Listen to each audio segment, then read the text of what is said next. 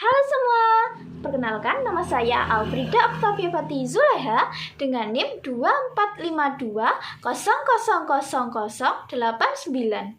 Di sini aku akan membedah salah satu cerita rakyat paling ikonik dari Jawa Timur yang sering kita dengar waktu kecil, tapi sebenarnya punya makna filosofis yang dalam. Di sini saya akan membahas tentang Ande-Ande Lumut.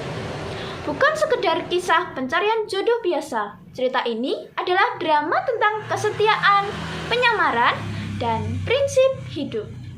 Penasaran bagaimana perspektif baru dari cerita ini? Mari kita bahas. Pernah nggak kalian ngerasa kalau cinta sejati itu butuh ujian yang luar biasa aneh? Hari ini saya mau membahas cerita rakyat dari Jawa Timur yang nggak cuma soal cinta, tapi soal penyamaran tingkat tinggi. Ande-Ande Lumut. Cerita ini bermula dari pecahnya kerajaan Kahuripan menjadi dua, Jenggala dan Kediri. Untuk menyatukan kembali kerajaan ini, Pangeran Jenggala yang bernama Raden Panji Asmarambangun atau Kusuma Wicitra dijodohkan dengan putri Kediri, yaitu Dewi Sekartaji. Tapi sebuah peperangan membuat mereka terpisah. Disinilah petualangan akan dimulai. Nah, setelah terpisah, Dewi Sekartaji melarikan diri ke sebuah desa. Di sana, dia diangkat anak oleh seorang janda kaya. Tapi janda itu jahat, bernama Nyai Intan. Dewi Sekartaji berganti nama menjadi Klenting Kuning. Dia punya kakak angkat, Klenting Merah, Klenting Hijau, dan Klenting Biru. Hidup Klenting Kuning ini di sana kayak Cinderella versi lokal. Dia disuruh masak, nyuci di sungai, dan badannya dibuat kotor serta bau supaya si Klenting Kuning nggak menonjol. Di sisi lain, Pangeran Panji juga sedang menyamar. Dia pergi ke desa Dadapan dan diangkat anak oleh seorang janda tua bernama Mbok Rondo Dadapan. Sang pangeran memakai nama Ande-Ande Lumut. Dia dikenal sebagai pemuda yang sangat tampan, bijaksana, tapi sangat pemilih soal wanita. Nah, suatu hari Mbok Rondo mengumumkan kalau Ande-Ande Lumut sedang mencari istri. Nah, beritanya viral tuh sampai ke telinga-telinga Klenting bersaudara tadi. Klenting Merah, Klenting Hijau, dan Klenting Biru dandan habis-habisan. Sementara Klenting Kuning dilarang ikut. Bahkan sengaja diolesi kotoran ayam oleh ibunya supaya bau. Bayangin, pakai kotoran ayam.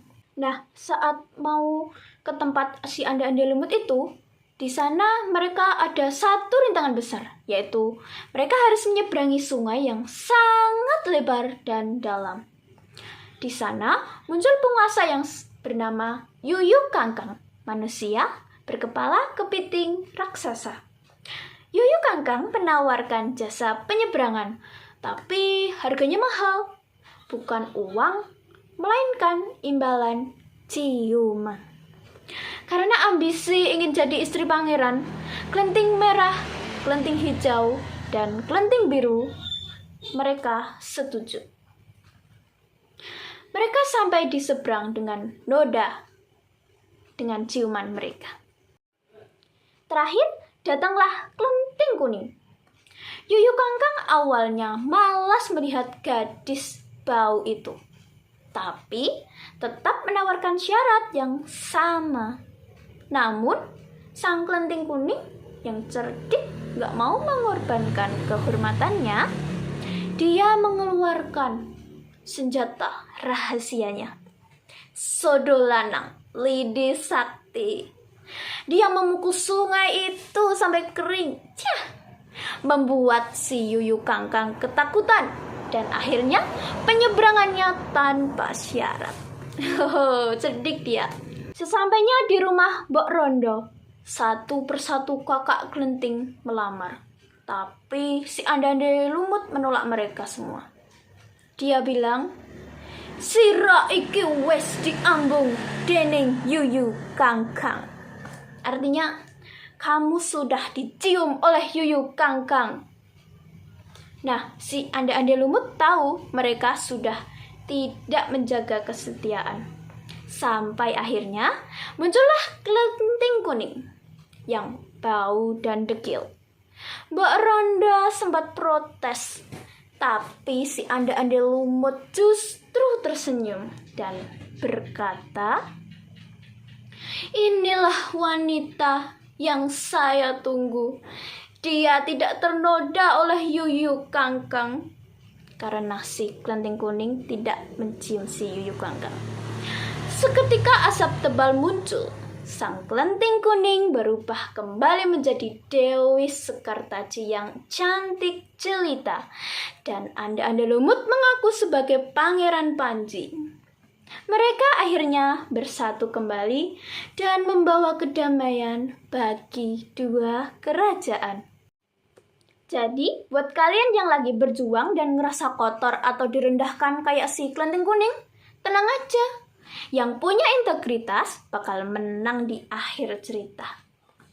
Dalam review cerita ini, saya menggunakan strategi membaca kritis, critical reading. Saya tidak hanya melihat cerita dongeng ini sebagai dongeng pengantar tidur, tapi saya mencoba menginferensi atau menyimpulkan simbol-simbol di dalamnya. Misalnya, si yuyu kangkang kan bukan cuma kepiting, tapi simbol godaan pragmatisme.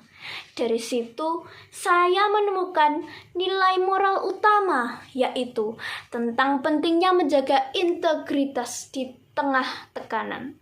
Kelenting kuning membuktikan bahwa cara yang bersih akan membawa kita pada hasil yang mulia. Oke semua, itu tadi review cerita Ande-ande lumut dari saya.